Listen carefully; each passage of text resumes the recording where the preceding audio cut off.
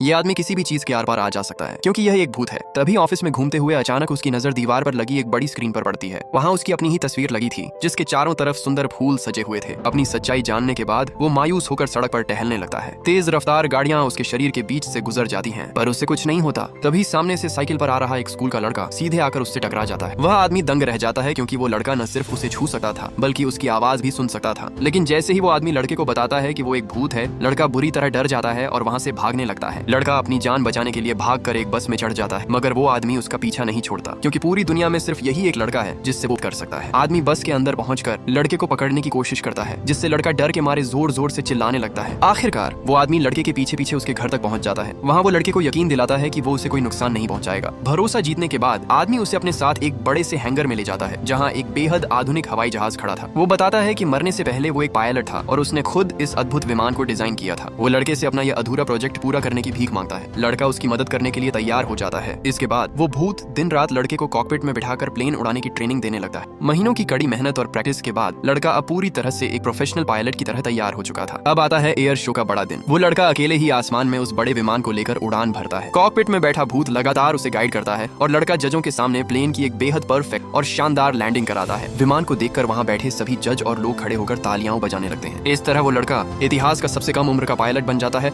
और मीडिया की सुर्खियों में छा जाता है।